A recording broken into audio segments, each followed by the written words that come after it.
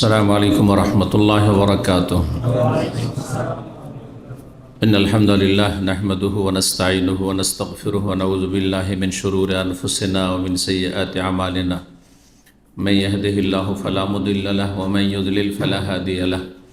وأشهد أن لا إله إلا الله وحده لا شريك له وأشهد أن محمدا عبده ورسوله صلى الله تعالى عليه وعلى آله وصحبه وسلم تسليما كثيرا. أما بعد فإن خير الحديث كتاب الله وخير الهدي هدي محمد صلى الله عليه وسلم وشر الأمور محدثاتها وكل محدثة بدعة وكل بدعة ضلالة وكل ضلالة في النار. أعوذ بالله من الشيطان الرجيم. إن الله لا يغير ما بقوم حتى يغيروا ما بأنفسهم. সম্মানিত দিনী ভাতৃমণ্ডলী, পর্দার আড়ালের মা এবং বোনেরা, আল্লাহ রাব্বুল আলামিনের প্রশংসা এবং প্রিয় নবী সাল্লাল্লাহু আলাইহি ওয়াসাল্লামের উপর সালাত ও সালামের পর আজ বৃহস্পতিবার চৌথা সফর 1446 হিজরি মোতাবেক 8ই আগস্ট 2024 আমাদের ধারাবাহিক সাপ্তাহিক বিষয়ভিত্তিক আলোচনার বিষয়বস্তু উত্থান পতন থেকে শিক্ষা। মানব জাতির উত্থান, কারো উপরে ওঠা, উন্নতি করা; পতন, কারো নিচে নামা। এখান থেকে আমাদের অনেক কিছু শেখার রয়েছে। আর শেখার উদ্দেশ্য নিজেদের সংশোধন করা।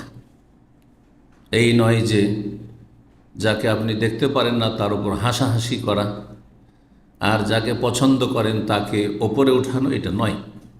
উদ্দেশ্য হচ্ছে যাতে করে এই শিক্ষাগুলি নেওয়ার পরে আমরা এসব অনিষ্ট থেকে বাঁচতে পারি এবং আল্লাহ রাব্বুল আলামিনের সন্তুষ্টি হাসিল করতে পারি।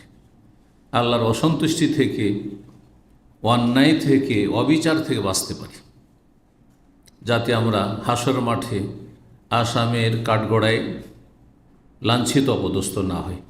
আল্লাহ রাব্বুল যেন তৌফিক দান করেন। মুখ্য বিষয় হচ্ছে নিজের সংশোধন। আজকাল অধিকাংশ মানুষের এটি খারাপ স্বভাব, পরের সংশোধনের জন্য মরিয়া, কিন্তু নিজের সংশোধনে কোনো চিন্তা নেই। আল্লাহ হেফাজত করুন এবং আমাদেরকে নিজেদের সংশোধনে তৌফিক দান করুন, নিজের আত্মার পরিশুদ্ধি তৌফিক দান করুন, নিজেকে ভালো মানুষ হওয়ার তৌফিক দান করুন। সারা দুনিয়া যদি জাহান্নামে চলে যায় আর আপনি একা যদি জান্নাতে যান, আপনার কোনো ক্ষতি নেই। আর সারা দুনিয়া যদি জান্নাত চলে যায়, আপনি একা যদি জাহান্নামে যান, তো আপনি পুরোটাই লাঞ্ছিত। আপনার মতো অসহায় কেউ নেই। আল্লাহ হেফাজত করুন, আল্লাহ বুঝার তৌফিক দান করুন। আজকে 10টি বিষয় নিয়ে আলোচনা করব, আর আমাদের সময় 1 ঘন্টা। তাহলে একটি বিষয়ের ওপর 5 থেকে 6 মিনিট। আল্লাহ যেন সংক্ষেপে কথাগুলি পেশ করার তৌফিক দান করেন। কথা না বাড়িয়ে সূরা রাদের আয়াত নম্বর 11-তে আল্লাহ রাব্বুল ইরশাদ করেছেন, ইন্নাল্লাহ লা ইউগাইয়িরু মা বিকওমিন হাত্তা ইউগাইয়িরু মা বিআনফুসিহিম। নিশ্চয়ই আল্লাহ রাব্বুল আলামিন কোনো জাতির ভাগ্য পরিবর্তন করেন না যতক্ষণ পর্যন্ত নিজেদের মাঝে পরিবর্তন ঘটাই না। ভালো পরিবর্তন নিয়ে আসেন নিজেদের মধ্যে, তো আল্লাহ ভাগ্য ভালো করবেন। আর যদি মন্দের দিকে চলে যান, পরিবর্তিত হয়ে মন্দ পরিবর্তন নিয়ে আসেন, তাহলে ভাগ্য আল্লাহ কি করবেন? খারাপ করবেন। তাহলে পরিবর্তনটা 2 রকম হয়। ভালো পরিবর্তন, খারাপ থেকে ভালো হয়ে গেলেন আপনি, তাহলে ভাগ্যবান হয়ে গেলেন দুনিয়া আখিরাতে। আর যদি আপনি ভালো ছিলেন বা ভালো থাকার মতো সমাজ পেয়েছেন, পরিবেশ পেয়েছেন, পরিবার পেয়েছেন, আপনি সুযোগ সুবিধা পেয়েছেন, তারপরে খারাপ হয়ে গেছেন, তাহলে আপনি আপনার ভাগ্য খারাপ করলেন। অত্যন্ত গুরুত্বপূর্ণ আয়াতটি। নিজের যতদিন পরিবর্তন করবেন না, আল্লাহ পরিবর্তন করবেন। অর্থাৎ আল্লাহ আপনাকে ধরে নিয়ামত দিয়েছেন, সুখে খাচ্ছেন সৌদি আরবে, মাস যাচ্ছে, পয়সা পাচ্ছেন, তাই না? আর সেই আরামের জীবনে, এত গরমের দেশে থাকছেন, এই আরামের জীবন কোথাও পাবেন না। পিসফুল, শান্তি, সার্বিক নিরাপত্তা মোটামুটি আলহামদুলিল্লাহ, তাই না? ধর্মীয় নিরাপত্তা রয়েছে, স্বাধীনভাবে আপনি শহীদ দিন পালন করছেন। আর পার্থিব নিরাপত্তা রয়েছে সব দিক থেকে, চোর ডাকাত দুশ্মন ইত্যাদি। কিন্তু পৃথিবীর কোথাও পাবেন না, আপনি আপনার মাতৃভূমিতে পাবেন না এই নিরাপত্তা দিন দুনিয়ার ক্ষেত্রে।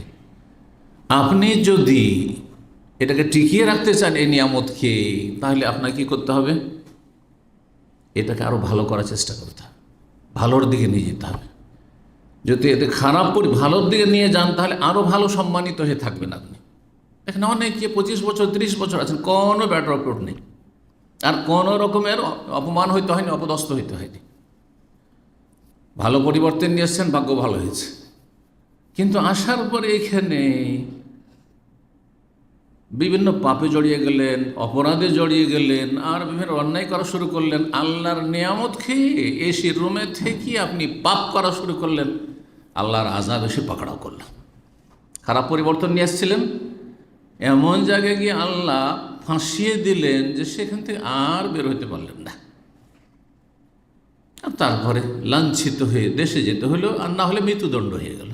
জানেন যেখানে বেশ কিছু অপরাধের ওপর মৃত্যুদণ্ড আছে, কোরআন সুন্নাহর বিধান রয়েছে। জি, প্রথম যে শিক্ষা 1 নম্বর, তা হচ্ছে যুগে যুগে জালেম রয়েছে, জালেমদের যে ভয়াবহ পরিণাম রয়েছে, এই ভয়াবহ পরিণাম সম্পর্কে আমাদের সচেতন হইতে হবে। কি জন্য? যাতে আমরা জালেম না হয়ে যাই, আমাদের দ্বারা কারো ওপর জুলম অত্যাচার না হয়, কারো জান, কারো মাল ধন সম্পদ, কারো ইজ্জত আবরু, কোনো কিছুর ওপর আপনার যেন কোনো রকমের অন্যায় অবিচার না হয়। আপনার থেকে একজন মানুষ সার্বিক দিক থেকে যেন নিরাপদ থাকে।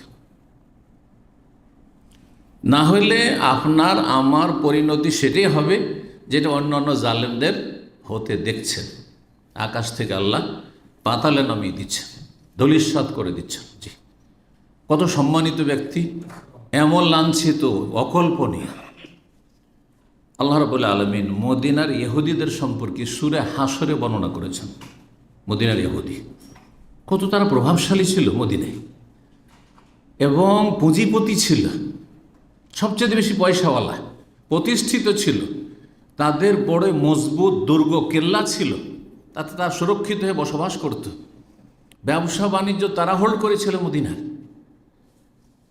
তাদের সম্পর্কে সূরা হাশরের 2 নম্বরে আয়াত আল্লাহ বলছেন, মা জানান্তুম আন ইয়াখরুজু, তোমাদের ধারণাতে ছিল না যে তারা মদিনা থেকে নির্বাসিত হবে, তাদেরকে বের করা মদিনা থেকে লাঞ্ছিত করে।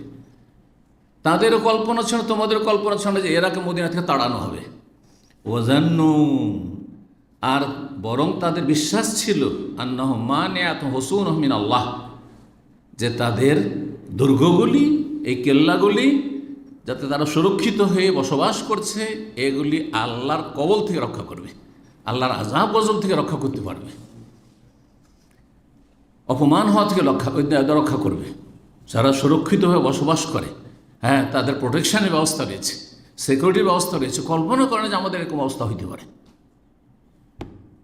ফাতাহুমুল্লাহু মিন হাইসু লাম ইয়াহতাসিবু, এইটুকু আসলে আগের কথাও খুব চিন্তা করতে হবে আমাদেরকে।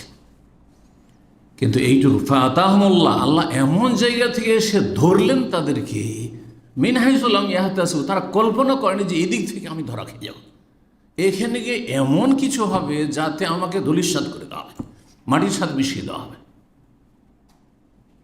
হ্যাঁ, মিন হাইসু লাম ইয়াহতাসিবু, অকল্পনীয়। মানুষ নিজে বুঝতে পারে না যে আমার এইরকম সর্বনাশ হবে। এত প্রতিষ্ঠিত ছিলাম, এত শক্তিশালী ছিলাম, এই কথা আল্লাহ বলছেন। সুবহানাল্লাহ।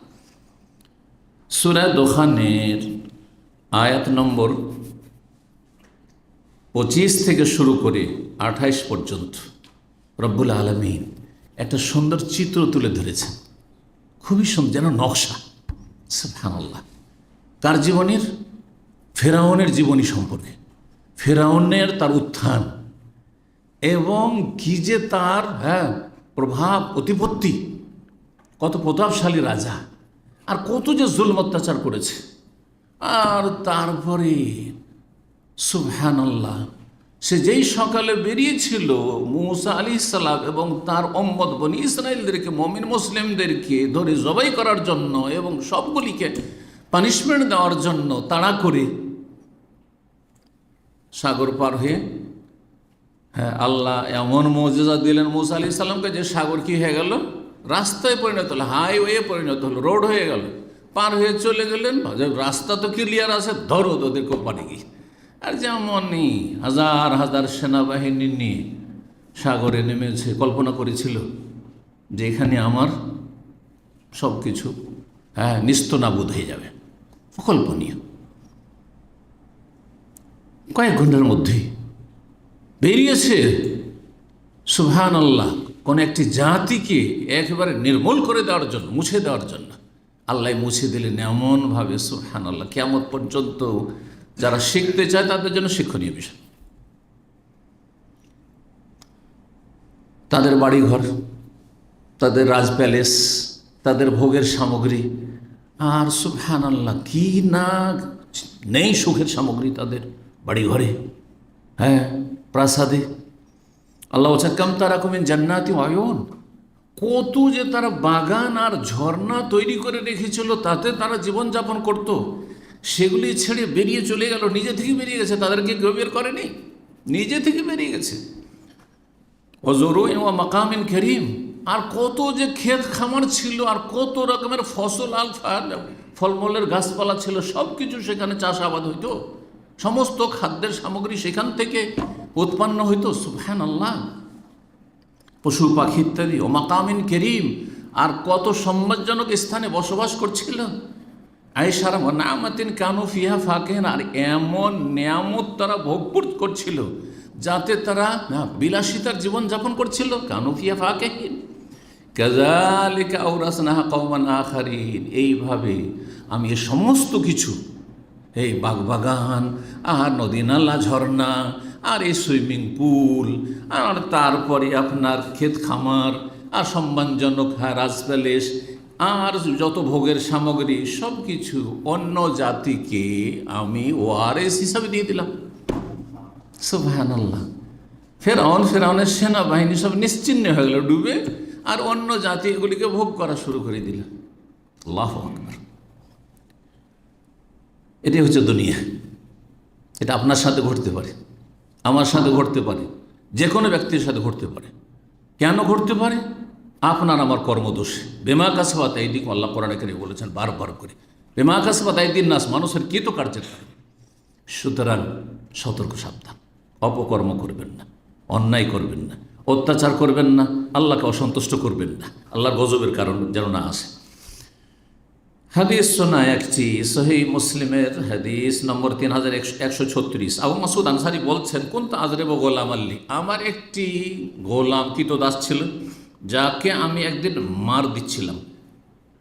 ফাসামিআতু মিন খালফি সাওতান, হঠাৎ করে আবু মাসুদ বলছেন যে আমি পেছন থেকে একটি যেন আওয়াজ, শব্দ শুনতে পেলাম, কেউ যেন আমাকে ডাকছে।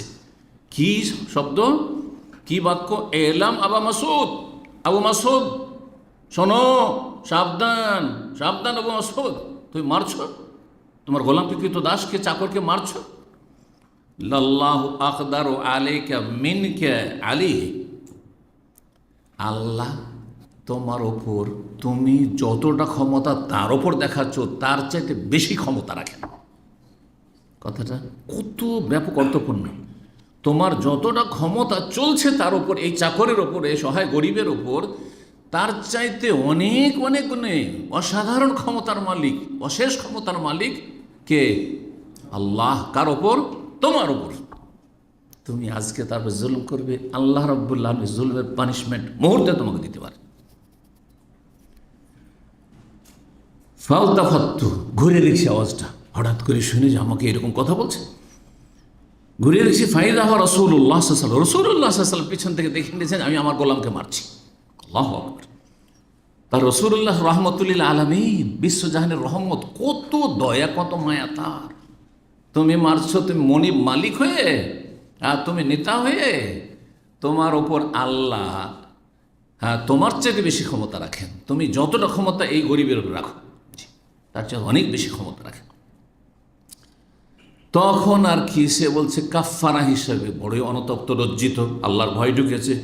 হররুন লিওয়াজহিল্লাহ, আল্লাহ সন্তুষ্টির জন্য একে আমি স্বাধীন করে দিলাম, আর এর দ্বারা কোনো কাজই নেব না, কাজে নেব না, এর স্বাধীন আল্লাহর ইবাদতবন্দি করব, ছেড়ে দিলাম। আল্লাহু আকবার, যাতে আমার কাফারা হয়ে যায়, মোচন হয়ে যায়। ফাকাল নবী সাল্লাল্লাহু আলাইহি ওয়াসাল্লাম বলে, আমার শোনো, লাউলাম তাফাল, তুমি যদি এই গোলামটিকে তোমার কাফারা হিসাবে, তোমার এই পাপের মোচন হিসাবে তুমি আজাদ না করতে, লাফাহাত কান্নার ও লামাসাত কান্নার, তাহলে জাহান্নামের আগুন তোমাকে অবশ্যই স্পর্শ করতে। জাহান্নামের তোমাকে, সাহাবী আবু মাসউদ আনসারী, যেই শেখুল ইসলাম ইবনে তাইমিয়া রাহিমাহুল্লাহ বলছেন, তার ফাতাওয়া যে 37 খণ্ডে রয়েছে, 28তম খণ্ড 63 পৃষ্ঠায়, ফাইন্নান নাস লাম ইয়াতানাজাউ, মানব সমাজে কোনো দ্বিমত নেই, সবাই একমত, সারা বিশ্বের সমস্ত মানুষ একমত কি এই বিষয়, ফি আন্না আকিবাতা যুলমে ওয়াখিমা, জুলমের পরিণাম বড়ই ভয়াবহ, ও আকিবাতুল আদলে কেরিমা, আর সুবিচার ন্যায়ের পরিণাম বড়ই সম্মানজনক। আপনি যদি ইনসাফ করতে পারেন, সুবিচার করেন, বড়ই সম্মানজনক তার পরিণাম রয়েছে, পরিণতি রয়েছে, খুব ভালো সম্মান পাবেন। ওয়ালে হাদা ইউরওয়া, এই জন্যই যুগে যুগে বর্ণনা করা হয়েছে, আল্লাহু ইয়ানসুরুদ দাওলাতাল আদেলা, আল্লাহ ন্যায়পরায়ণ সরকারকে, শাসককে, নেতাকে সাহায্য করেন। ওয়াইন কানাত কাফেরা, যদিও সে কাফের, ইয়াহুদি, নাসারা, হিন্দু, বুদ্ধিস্ট, তারপরে তাকে সাহায্য করেন যদি সে কি হয়, ন্যায়পরায়ণ, ইনসাফ করনেওয়ালা হয়, সুবিচার কায়েম করে নিজের ওপর এবং দেশের ওপর, জাতির ওপর, সর্বস্তরের মানুষের ওপর। ওয়ালা ইয়ানসুরুদ্দাওলা জালেমা, জালেম সরকারকে, জালেম শাসককে আল্লাহ সাহায্য করেন না। ওয়াইন কানাত মুমিনা, যদিও সে মুমিন মুসলিম হয়, নামাজি পর্যন্ত হয়। আল্লাহু আকবার, চিন্তা করেন আপনি, আল্লাহু আকবার। আজকে থেকে 600-700 বছর আগে ইমাম ইবনে তাইমিয়া রাহিমাহুল্লাহ কথা বলে গেছেন। জি, তিনি একজন মুজাদ্দিদ, সংস্কার, আর তার আগে কোরআন হাদিসের কথা বর্ণনা করলাম। আল্লাহ সংশোধনের তৌফিক দান করুন। কথা লম্বা হয়ে যাচ্ছে। দ্বিতীয় পয়েন্ট বলি, সেটি হচ্ছে নিরাপত্তার গুরুত্ব। নিরাপত্তা অত্যন্ত গুরুত্বপূর্ণ বিষয়। আপনি আবেগে কিছু করে ফেললেন, আর শেষ পরিণাম কিছুই চিন্তা করলেন না, আর শেষে দেখা গেল যে মানুষের জীবন, ধন সম্পদ, তারপরে ছেলে মেয়ে, আর ইজ্জত, আবরু, সম্মান, কোনো কিছু নিরাপদ নাই। রাস্তাঘাট নিরাপদ নয়, বাড়িঘর নিরাপদ নয়, চোর ডাকাত বাড়িতে ঢুকছে আর লুটতারাজ করছে। আল্লাহু আকবার, এর চাইতে জালেম শাসক ভালো ছিল, যদি এইরকমই থেকে যায় তাহলে। জি, সুতরাং নিরাপত্তা এমন একটি গুরুত্বপূর্ণ নিয়ামত, দুনিয়ার নিয়ামত, গুরুত্বপূর্ণ নিয়ামত, যার গুরুত্ব খাবার আর পানীয়র আগে। পানি আছে, খাবার সামনে মজুদ রয়েছে, সব রকমের খাবার মজুদ রয়েছে, আর গোলা বর্ষণ হচ্ছে। বাড়িতে ডাকাত ঢুকে পিটাচ্ছে, খেতে পারবেন? পানি পান করতে পারবেন? না না। তাহলে আমন, সিকিউরিটি, নিরাপত্তা কত গুরুত্বপূর্ণ, চিন্তা করুন। এই জন্য আরব কাফেরদেরকে, আর বিশেষ করে মক্কার কাফের মুশরিকদেরকে আল্লাহ রাব্বুল আলামিন যেই বিষয়টি, যেই নিয়ামতের কথা উল্লেখ করে তৌহিদ সুন্নাহর দিকে, লা ইলাহা ইল্লাল্লাহর দিকে, আল্লাহর ইবাদতের দিকে দাওয়াত দিয়েছেন, শিরক মুক্ত হতে বলেছেন, সেটি সূরা কুরাইশ, সবার মুখস্থ আছে আপনাদের।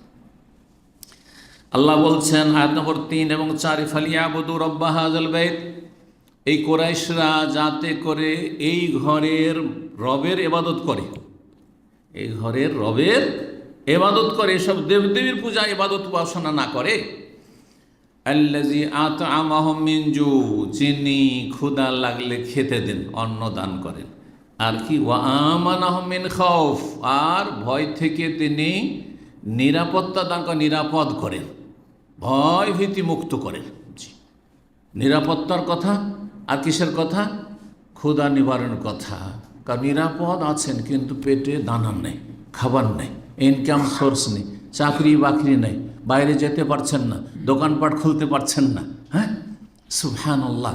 আপনি বিদেশ আসবেন, বিদেশ আসতে পারছেন না, রাস্তা নিরাপদ নাই, তাহলে কি করে চলবে? সুবহানাল্লাহ। তাহলে বোঝা যাচ্ছে যে অর্থনীতি অত্যন্ত জরুরি। আপনি এমন কিছু করলেন যাতে অর্থনীতি আকাশ থেকে একবারে মাটিতে মিশে গেল, দেশের সব গেল। কী করে খাবেন, কী করে চলবে বাজারে? 50 টাকার জিনিস যদি 5,000 টাকা হয়ে যায়। শ্রীলঙ্কার ইতিহাস দূরে নয়, অন্যান্য দেশের আরও বহু ইতিহাস রয়েছে দূরে নয়। সুদানের অবস্থা দেখতে পাচ্ছেন। আল্লাহ রাব্বুল আলামিন উম্মত মুসলিমার হেফাজত করুন, আমাদের জাতির হেফাজত করুন, বিশেষ করে তাদেরকে সঠিক বুঝদান করুন, নিরাপত্তাকে বহাল রাখার তৌফিক দান করুন সকল স্তরের মানুষকে। আমার আলোচনা সকল স্তরের মানুষের জন্য, সাধারণ মানুষ থেকে শুরু করি। নিরাপত্তা অত্যন্ত গুরুত্বপূর্ণ। এই যে নিরাপত্তার কথা ঈমানের সাথে সমান সমান করে আল্লাহ বর্ণনা করেছেন। চাঁদ দেখা দোয়া কারো মুখস্থ আছে? চাঁদ দেখা দোয়া কারো মুখস্থ আছে? রমজান মাসে শুধু পড়ে, রমজানের চাঁদ, অন্য চাঁদে তো পড়েন না। কিন্তু রমজানের চাঁদ দেখলে তো অন্তত পড়া অভ্যাস আছে। এই যে সুন্নাত আমাদের দেশে আছে কি? একজন হাত তোলেন কারো মুখস্থ থাকলে। আল্লাহুম্মা আহিল্লাহু আলাইনা বিল আমনে ওয়াল ইমান। অন্যটি হয়তো ইউমনে আছে, কিন্তু প্রসিদ্ধ হয়তো বিল আমনে ওয়াল ইমান। আমন মানে নিরাপত্তা, আর ইমান মানে ইমান। আগে নিরাপত্তা, তারপর ইমান। নিরাপদ না থাকলে মসজিদে আসবেন নামাজ পড়তে? নিরাপদ না থাকলে আপনি হজ করতে যেতে পারবেন, ওমরা যেতে পারবেন? নিরাপদ না থাকলে আপনি রোজা করতে পারবেন? কোথায় দান খেরাত করবেন? কোথা থেকে জাকাত দিবেন? কোথা থেকে বন্দি করবেন? সব শেষ হয়ে যাবে। বিল আমনে ওয়াল ইমান, ইমানের সাথে একসাথে মিলিয়ে সমান সমান করে। যেমন আকিমুস সালাওয়াতুজ যাকাত, যাকাতের গুরুত্ব বাড়িয়ে দিয়েছে তার পাশাপাশি বর্ণনা করার কারণে। রোজার চাইতে হজের চাইতে যাকাতের গুরুত্ব বেশি, এটা প্রমাণ করে। ঠিক তেমনি ইমান, যে ইমান না থাকলে কাফের, স্থায়ী জাহান্নামী, তার সাথে সমান করে আল্লাহ বর্ণনা করেছেন। আল্লাহর বুঝার তৌফিক দান করুন। দলিল অনেক আছে, কিন্তু এতটুকু জ্ঞানী মানুষের জন্য যথেষ্ট। সংক্ষিপ্ত কথা, একটি হাদিস বলি। তিরমিজিতে রয়েছে, ইবনে মাজায় রয়েছে। হাদিসটিকে আল্লাহ হাসান বলছেন রাসূলুল্লাহ মান আসবাহ মিনকুম আমিনান ফি সিরবিহি, তোমাদের কোনো ব্যক্তি যদি নিজ বাড়িতে নিরাপদ থাকে, বাড়িতে নিরাপদ, বাড়িতে আছেন, নাকে তেল দিয়ে ঘুমাচ্ছেন, কোনো চিন্তা নেই, কোনো দুশ্মন বলে ভয় নেই, অফিসে আসছেন নিরাপদ, রাস্তাঘাট নিরাপদ, আমিনান ফি সিরবিহি, যেখানে বসবাস করেন সেখানে আপনি নিরাপদ বসবাস করছেন। মুআফাফি জাসাদিহি, শারীরিকভাবে সুস্থ, শরীরটাও ভালো আছে, কোনো বড় রোগ নেই যে ছোটাছুটি করতে হচ্ছে, ছটপট করতে হচ্ছে। দেশের আইস আরাম ছেড়ে, সৌদি আরব ছেড়ে আপনাকে ইন্ডিয়া চিকিৎসার জন্য যেতে হচ্ছে, আপনাকে ইউরোপ আমেরিকা চিকিৎসার জন্য যেতে হচ্ছে, সিঙ্গাপুর যেতে হচ্ছে, এমন বালা মুশকিল যেন না থাকে। জি, হাসপাতালে ছোটাছুটি করতে হচ্ছে। ইনদাহু কুতু ইয়াউমিহি, আর তার কাছে তৃতীয় নিয়ামত কি আছে? একদিনে শুধু খাবার আছে। ইয়াউমিহি, ওই দিনের খাবার আছে, কালকে নেই। আজকের খাবার কালকের আছে, যেহেতু আজকে সন্ধ্যা হয়ে গেছে, কালকের খাবার আছে। শনিবারের খাবার নেই, আবার কালকে ব্যবস্থা আল্লাহর আবার করবেন। একদিন যদি খাবার থাকে। আর দ্বিতীয় নিয়ামত কি বললাম? শারীরিকভাবে সুস্থ আছেন আপনি। আর প্রথম নিয়ামত কি বললাম? যে বাড়িতে নিরাপদ আছে, যেখানে আছেন, বসবাস করছেন, চলাফেরা করছেন, নিরাপদ আছেন। কান্নামা হিজাত লাহু দুনিয়া বিহাজাফিরিহা, তার জন্য যেন সারা দুনিয়াকে একত্রিত করে জমা করে দেওয়া হচ্ছে, সারা দুনিয়া দিয়ে দেওয়া হচ্ছে। আর কি চান আপনি?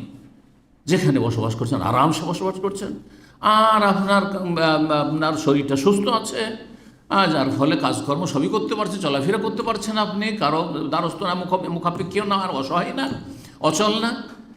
আর আপনার কাছে মাস যাচ্ছে, যে টাকাটা আসছে বেতন, ওটা দিয়ে সংসার চলে যাচ্ছে, গোটা মাসের খরচ হয়ে যাচ্ছে, এক পয়সাও বাঁচে না। অসুবিধা আছে? দিন নিয়ে আসছেন, দিন খাচ্ছেন, দিন মজুর যারা করছেন বা মাসিক যারা চাকরি করছেন, গোটা মাসে যা পাচ্ছেন খেয়ে দিয়ে শেষ, আলহামদুলিল্লাহ। আবার সামনে মাসে বেতন পাবেন, আল্লাহ রিজিক দিচ্ছেন, আলহামদুলিল্লাহ, যথেষ্ট আছে। নিরাপদ, এক নম্বর নিয়ামত কি? আমিনা নিফিসাবি, এক নম্বরে হচ্ছে নিরাপত্তা। ঠিক। 3 নম্বর বিষয়, সেটি হচ্ছে মুখ্য উদ্দেশ্য আমাদের জীবনে হইতে হবে আখিরাতের আয়েশ আরাম। দুনিয়ার আয়েশ আরাম হোক আর না হোক, আখিরাতের আরাম যদি হারাম হয়ে যায় তাহলে সব কিছুই হারাম আপনার জন্য, সব অশান্তি আর অশান্তি। মানুষ যখন মারা যায় তখন দুটো অবস্থা হয়। একটা হচ্ছে যে নিজে আরাম পেয়ে গেছে, যে মারা গেল সে আরাম পেয়ে গেছে, তাহলে ভাগ্যবান, আরাম পেয়েছে, মরে গেছে মানে সে নেক অবস্থায় মারা গেছে, জান্নাতি, সেজন্য সে আরাম পেয়ে গেছে। আর না হইলে মুস্তারাহুম মিনহু, মারা যাওয়ার পরে গ্রামবাসী, এলাকাবাসী, দেশবাসী আরাম পেয়ে গেছে। গিয়েছে তো ভালো হয়েছে, মরেছে তো ভালো হয়েছে, দেশ থেকে বিদায় হয়েছে তো ভালো হয়েছে। সুবহানাল্লাহ। কোনটা হতে চান আপনি? আপনি আরাম চান না আপনি অন্যদেরকে আরাম দিতে চান যে আমি যাচ্ছি, মরছি, তোর আরামে থাক? হতভাগা তাহলে আপনি জালেম, তাহলে আপনি পাপিষ্ট, তাহলে আপনি কুখ্যাত। হাদিস শোনাই, আবু কাতাদা রাদিয়াল্লাহু তাআলা আনহু আনসারী বর্ণনা করছেন, রাসূলুল্লাহ সাল্লাল্লাহু আলাইহি ওয়াসাল্লাম একদিন একটা জানাজা তার সামনে দিয়ে যাচ্ছে। নবী সাল্লাল্লাহু আলাইহি ওয়াসাল্লাম বসে আছেন, সাহাবীরা আছে, কালা মুস্তারিহুন মুস্তারাহুম মিনহু। হয় এই লোক যার জানাজা নিয়ে যাওয়া হচ্ছে মৃতদেহ, মাইয়িত, সে নিজে আরাম পেয়েছে, আর নাহলে অন্যদেরকে আরাম দিয়ে দিয়েছে। নিজে আরাম পেয়েছে, নাহলে অন্যদেরকে আরাম দিয়ে দিয়েছে। কালু ইয়া রাসূলুল্লাহ, সাহাবীরা বুঝতে পারলেন না, সংক্ষেপ কথা, এত ব্যাপক অর্থ, জামে কথা বুঝতে পারলেন না। আশা করে বুঝেছেন, কারণ আমি ব্যাখ্যা করে দিয়েছি। অম্মাল মুস্তারি হল মুস্তারাহ মিনহু, হ্যাঁ, হয় নিজে আরাম পেয়েছে, না হলে অন্যদেরকে আরাম দিয়ে দিয়েছে। এর মানে কি হলো? ব্যাখ্যা বিশ্লেষণ কিছু বুঝলাম না। ইয়া রাসূলুল্লাহ, কাল আল আব্দুল মুমিন, মুমিন বান্দা যদি হয়, সৎকর্মশীল হয়, ইয়াস্তারিহু মিন নাসাবিদ দুনিয়া, দুনিয়ার কষ্ট ক্লেশ থেকে আরাম পেয়ে গেছে, মারা গেছে, টেনশন দূর হয়ে গেছে, শারীরিক রোগ ছিল, কষ্ট দূর হয়ে গেছে, পারিবারিক অশান্তি ছিল, দূর হয়েছে, আর্থিক সংকট ছিল, সব চিন্তাই নেই, কোনো চিন্তা নেই, দুনিয়ার চিন্তা মুক্ত হয়ে গেছে। ছেলেমেয়েরা দুষ্টামি করছিল অথবা জুলমের শিকার হচ্ছিল, সব থেকে আরাম পেয়ে গেছে। আর কি মাইয়েতেরও, মরা মানুষের আর কি জুলুম করবেন আপনি? কি করবেন? ওরা আরাম পেয়ে গেছে, ভালো মানুষ। কোথায় চলে গেছে আরামে? এলা রহমাতিল্লাহ, আল্লাহর রহমতে চলে গেছে। সুবহানাল্লাহ। ওয়াল আব্দুল ফাজির, পাপিষ্ট বান্দা, পাপিষ্ট মানুষ, ইয়াস্তারিহু মিনহুল ইবাদ ওয়াল বিলাদ ওয়াশ শাজার ওয়াদ দাওয়াব। মানুষ যখন পাপিষ্ট হয় আর সে মারা যায়, তখন আল্লাহর বান্দারা আরাম পেয়ে যায়, মানে দেশবাসী, এলাকাবাসী, গ্রামবাসী আরাম পেয়ে যায়। আর কি? ওয়াল বিলাদ, দেশও আরাম পেয়ে যায়, আরে জমি জায়গাও আরাম পেয়ে যায়, কারণ আল্লাহর গজব না, কারণে আল্লাহর গজব না জমে দেশে। ওয়াশাজার, গাছপালাও আরাম পেয়ে যায়। ওয়াদ্দাওয়াব, যে গবাদি পশু বা জীব জন্তু যত আছে, পশু পাখি কীট পতঙ্গ, সব দাওয়াব, এগুলো আরাম পেয়ে যায় যে আল্লাহর দুশমন মারা গেছে তো ভালো হয়েছে। সুবহানাল্লাহ। কারণ এর কারণে অশান্তি, এর কারণে অনাবৃষ্টি, এর কারণে দুর্যোগ, আযাব, বালা মুসিবত। মানুষটা যদি দিনদার, ধার্মিক, আল্লাহ ভীরুরা ভালো বলে, ফাসেক ফাজের না, পাপিষ্টরা না, ওদের সার্টিফিকেটে সামান্য কোনো মূল্য নেই। যাদের কোয়ালিটি হচ্ছে সাহাবায়ে কেরামদের কোয়ালিটির মতো, তাদের অনুসারী। কারণ সাহাবায়ে কেরামরা যখন সাক্ষী দিলেন কোনো মাইয়াত সম্পর্কে যে এই লোকটি ভালো, খুব প্রশংসা করলেন, তখন বললেন ওয়াজাবাত, জান্নাত কি হয়ে গেল? অবধারিত হয়ে গেল। আর যখন সাহাবায়ে কেরামদের একদল বলে এই লোকটি খুব খারাপ ছিল, মৃতদেহ নিয়ে যাওয়া হচ্ছে, লাশ নিয়ে যাওয়া হচ্ছে, বললেন এই লোকটি খুব খারাপ ছিল, তখন নবী বল ওয়াজাবাত, ওয়াজিব হয়ে গেছে। সাহাবীরা ইয়া রাসূলুল্লাহ, এই লোক গেল, আমরা ভালো প্রশংসা করলাম, তাও বলেন ওয়াজিব হয়ে গেছে, অবধারিত হয়ে গেছে, আর এই লোকের আমরা খারাপ দোষ চর্চা করলাম, লোকটি খুব খারাপ লোক ছিল, মুনাফিক ছিল আসলে, তো খুব খারাপ লোক বললাম। তখন বললেন যে ওয়াজাবাত, তার জন্য অবধারিত, ওয়াজিব হয়ে গেছে। তো একই তো কথাই বললেন আপনি। অর্থ কি? প্রথম ব্যক্তি যার প্রশংসা তোমরা করলে, কারণ তোমাদের সার্টিফিকেট আল্লাহর কাছে গ্রহণযোগ্য, তোমরা নেক মানুষ, সুতরাং তার জন্য জান্নাত ওয়াজিব হয়ে গেছে। আর যার দোষ চর্চা করলে যে লোকটি খুব খারাপ ছিল, লোকটি খুব খারাপ ছিল, বদমাইশ ছিল, এই ছিল, সেই ছিল, জালেম ছিল, তার জন্য কি ওয়াজিব হয়ে গেল? জাহান্নাম ওয়াজিব হয়ে গেছে। সময় স্বল্পতার জন্য এক একটি করে অর্থ না করে সহিহ বুখারী 1279 নম্বর হাদিস বললাম আপনাদের সামনে। 4 নম্বর শিক্ষা, সেটা হচ্ছে মানুষের ভালোবাসা এবং জনপ্রিয়তা। জনপ্রিয়তা মানে আজকালকার মতো না, রাজনৈতিক নেতাদের মতো না, অন্তর থেকে ভালোবাসে, দেখুক আর নে দেখুক, আপনি আল্লাহর দ্বীনের নিষ্ঠার সাথে খেদমত করছেন, আর আল্লাহর বান্দাদের, মানুষের আপনি সেবা করছেন নিষ্ঠার সাথে, ইখলাসের সাথে, পরোপকারী মানুষ, যার ফলে আপনার নাম শুনলে আপনাকে ভালোবাসে। হয়তো দেখাও কোনো সময় নসিব হয় না, এটা হচ্ছে আসল জনপ্রিয়তা। আর জনপ্রিয়তা মানে এই নয় যে অনেক চেলামেলা রেখেছে, যার ফলে সবাই যতদিন তার কাছে ক্ষমতা আছে খুব প্রশংসা করছে, আর যখন ক্ষমতায় জিরো হয়ে গেল তখন আর কেউ নেই তার পাশে, সব ছেড়ে দিয়ে উদাও হয়ে গেছে। হ্যাঁ, তো এই মর্মে হাদিস সহিহ বুখারী 2970, সহিহ মুসলিমে 4772। আবু হুরায়রা রাদিয়াল্লাহু তাআলা আনহু বলছেন যে রাসূলুল্লাহ বলেন, ইন্নাল্লাহ ইযা আহাব্বা আবদান, আল্লাহ যখন কোনো বান্দাকে ভালোবাসেন, দা জিবরিল, তখন জিবরাইল আলাইহিস সালামকে আল্লাহ ডাকেন, বলে ফাকাল ইন্নী উহিব্বু ফুলান, আমি অমুক অমুককে ভালোবাসি, তুমি ওকে ভালোবাসো, তুমি ওকে ভালোবাসো। আল্লাহর ভালোবাসা ফেরেশতাদের ভালোবাসা শুরু হয়ে জিবরাইল থেকে শুরু হলো। ফাহিব্বা, তুমিও ভালোবাসো, কালা ফায়ুহিব্বু, জিবরাইল তখন ভালোবাসে তাকে। সুম্মা ইউনাদি ফিস সামাই, তারপরে আল্লাহ হুকুম করে যে পুরো আকাশগুলিতে ডাক দিয়ে দাও, ঘোষণা করে দাও, সমস্ত আকাশে ঘোষণা করে দাও যে সমস্ত ফেরেশতা যেন এই লোকটিকে ভালোবাসে। ফায়াকুলু, তখন জিবরাইল বলে, ইন্নাল্লাহ ইউহিব্বু ফুলান ফায়ুহিব্বু, আল্লাহ অমুককে ভালোবাসেন, তোমরা সবাই ভালোবাসো। আল্লাহু আকবার। অসংখ্য ফেরেশতা, তাদের সংখ্যা সমস্ত জিন ইনসানের চাইতে বেশি। আমা ইয়ালামু জুনুদা রাব্বিকা ইল্লা হু, আল্লাহ কোরআনে বলছেন আল্লাহর সেনাবাহিনীর সংখ্যা আল্লাহ ছাড়া কেউ জানে না। আপনি মনে করিয়েন না যে ফেরেশতাদের সংখ্যা মনে হয় 2-4 কোটি, না হয় 2-4 লাখ, না না না, অসংখ্য অসংখ্য ফেরেশতা। এত মুসলিম বিশ্বে আছে, তারপরেও ধরেন একজন কতবার উমরা করার চান্স পাচ্ছে, কতবার হজ করার চান্স পাচ্ছে, কিন্তু ফেরেশতারা 70,000 করে প্রতিদিন বাইতুল মামুরে ঢুকে, আর তারপর কিয়ামত হয়ে যাবে, আর চান্স পাবে না, একবার শুধু পালা আসবে। চিন্তা করতে, কত ফেরেশতা আছে চিন্তা করুন তো। সবাই ভালোবাসতে লাগে এই লোকটিকে। এই লোক মানে শুধু একজন লোক না, এরকম অসংখ্য লোক রয়েছে যারা সত্যিকার ইমানদার আর সহি আকিদা মানহাজের, এবং ইবাদত বন্দেগী মাশাআল্লাহ এরকম নিষ্ঠার সাথে করে, আখলাক চরিত্র ভালো, লেনদেন ভালো ইত্যাদি, সার্বিক জীবনে ইসলাম প্রতিষ্ঠার চেষ্টা করে, প্র্যাকটিসিং মুসলিম, তাদের সবাইকে ভালোবাসে, সমস্ত ফেরেশতা ভালোবাসে। কারণ আল্লাহ ভালোবাসে। আল্লাহ বলছেন আল্লাহু ইউহিব্বুল মুহসিনিন আল্লাহু ইউহিব্বুস সাবিরিন, এইসব গুণগুলি যার মধ্যে আছে আল্লাহ সবাইকে ভালোবাসেন। তো তারপরে কি করা হয় বলছেন যে সমস্ত আকাশবাসী তার ভালোবাসতে লাগে। সুম্মা ইউদাউ লাহুল কাবুলু ফিল আরজি, তারপরে তার কবুলিয়াত মানে তার জনপ্রিয়তা, তার ভালোবাসা মানব জগতে দিয়ে দেওয়া হয়। মানুষের অন্তরে আল্লাহ এমনভাবে ভালোবাসা ঢেলে দেন, দেখুক আর না দেখুক, নাম শুনেছে এই লোক খুব ভালো মানুষ, ভালো মানুষ ভালোবাসে, শুনে শুনে সুনাম করে, এই লোক এই করেছেন এই করেছেন এই করেছেন এই করেছেন, ভালোবাসে থাকে। আল্লাহু আকবার।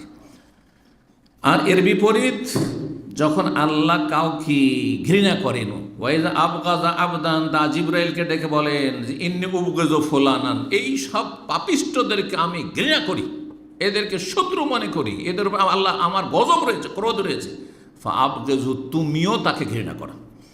ফায়ুবগিযু, জিবরাইল তখন ঘৃণা করতে লাগেন। সুম্মা ইউনাদি ফি আহলিস সামা, আকাশবাসীতে মাঝে ঘোষণা করে দেওয়া, মানে সমস্ত ফেরেশতাদের মাঝে ঘোষণা করে দেওয়া হয়, ইন্নাল্লাহ ইউবগিযু ফুলানান ফাআবগিযু, আল্লাহ অমুককে কি করে, ঘৃণা করে, সুতরাং তোমরাও সবাই ঘৃণা করে। ফেরেশতারা সমস্ত আকাশবাসী ঘৃণা করতে লাগে। সুম্মা তুদাউ লাহুল বাগযাউ ফিল আরজি, তারপরে মানব জাতির অন্তরে তার ঘৃণা আল্লাহ সৃষ্টি করে দেন।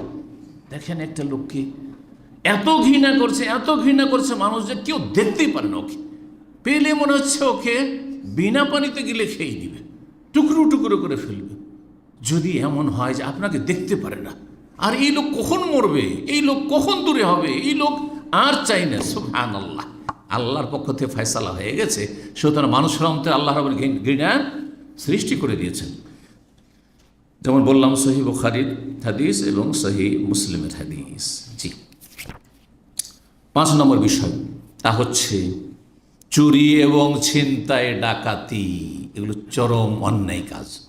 বান্দার হক নষ্ট করা, পাহাড় সম পরিমাণ নেকি নিয়ে হাসর মাঠে হাজির হইল, মানুষকে পেমেন্ট করতে করতে করতে করতে নিঃস্ব হয়ে অসহায় হয়ে খালি হাতে জাহান্নামে চলে যাবেন। আর আপনার নেকি সঞ্চয় করে নেকি নিয়ে ওই যাদের বাড়ি চুরি করেছেন, যাদের ডাকাতি করেছেন, যাদের ভাঙচুর করেছেন, যাদের অগ্নিসংযোগ করেছেন, আর যাদের ক্ষয়ক্ষতি করেছেন, হ্যাঁ, তারা গুনাহগার ছিল, ফাসেক ছিল, পাপিষ্ট ছিল, আপনাদের নেকিগুলো নিয়ে, জালেমদের নেকিগুলো যারা এই জুলম অত্যাচারগুলি করেছে তাদের নেকি নিয়ে জান্নাতে চলে যাবে।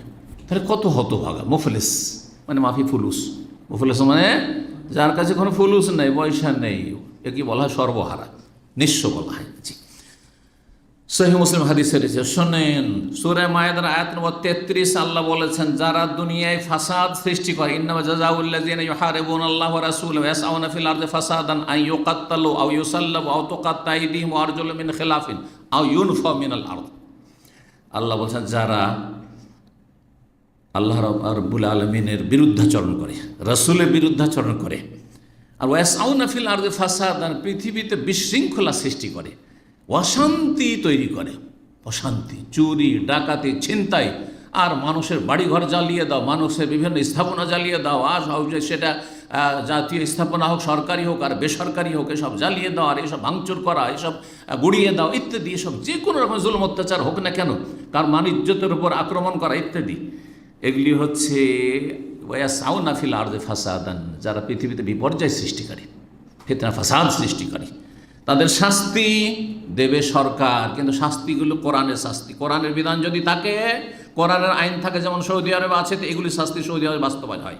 আইন ইউকাত্তালু, সরকার যদি মনে করে যে তার অপরাধ এতদূর মৃত্যুদণ্ড দিতে হবে, হত্যা করে, তাহলে হত্যা করবে। আর ইউসাল্লাবু, যদি সুলে চড়াতে চায় সুলে চড়াবে। আও তুকাত্তা আইদিহিম ওয়া আরজুলুহুম মিন খিলাফ, অথবা তার হাত পা উল্টো করে কাটবে, ডান হাত বাম পা, বাম হাত ডান পা, এইভাবে কাটবে। আও ইউনফাউ মিনাল আরদ, আর যদি দেখে যে না এত বড় অপরাধ না যে মৃত্যুদণ্ড যাবে বা হাত পা কাটবে, এত বড় অপরাধী নয়, কিন্তু অপরাধ করেছে, অংশ নিয়েছে অপরাধে, তাহলে ইউনফাউ মিনাল আরদ, দেশ থেকে তাদেরকে তাড়িয়ে দেওয়া হবে, দেশের নাগরিকত্ব তাদেরকে কেড়ে নেওয়া হবে। ইউনফাউ মিনাল আরদ, জি, এটা কি বলছেন? যালিকা লাহুম খিজিয়ুন ফিদ দুনিয়া, এটি হচ্ছে পার্থিব শাস্তি, পার্থিব অপমান আর লাঞ্ছনা, দুনিয়ার শাস্তি, এগুলো দণ্ডবিধানগুলি দুনিয়ার শাস্তি, দুনিয়ার লাঞ্ছনা। ওয়ালাহুম ফিল আখিরাতে আযাবুন আযীম, আর তাদের জন্য আখিরাতে মহাশাস্তি প্রস্তুত করে রাখা আছে। সুতরাং যারা কারো বাড়িতে চুরি করছেন, ডাকাতি করছেন, ছিনতাই করছেন, আর যা কিছু ঘটলো এসবে যারা এসব অপরাধে অংশ নিয়েছে, ক্রাইম করেছে, তারা প্রস্তুত থাকুক দুনিয়ার লাঞ্ছনার জন্য, কখনো সম্মানিত হবে না তা। আল্লাহ বলছেন, আল্লাহর কথা কালামুল্লাহ, খিজিয়ুন ফিদ দুনিয়া, দুনিয়াতে লাঞ্ছন, অপদস্থ রয়েছে, অপমান রয়েছে, আর আখিরাতে আযাবুন আযীম রয়েছে, মহাশাস্তি রয়েছে। যদি তওবা করে ফিরে না আসে তো আখিরাতে মহাশাস্তি রয়েছে। আর যাদের হক নষ্ট করেছে সেই হক অবশ্যই আদায় করে দিতে হবে। সুতরাং কারো আপনি বাইক জ্বালিয়েছেন, মোটরসাইকেল জ্বালিয়েছেন, তার পয়সা দিতে হবে। কারো গাড়ি জ্বালিয়েছেন, পয়সা দিতে হবে। কারো দোকানপাট জ্বালিয়েছেন, তার পয়সা দিতে হবে। কারো স্থাপনা ধ্বংস করেছেন, সেটার পয়সা দিতে হবে। আর এগুলো সরকার আবার তৈরি করবে, সরকার দেবে, আর জ্বালাবেন আপনারা, নষ্ট ধ্বংস করবেন আপনারা। জবাব দেওয়ার জন্য প্রস্তুত থাকেন জালেমরা।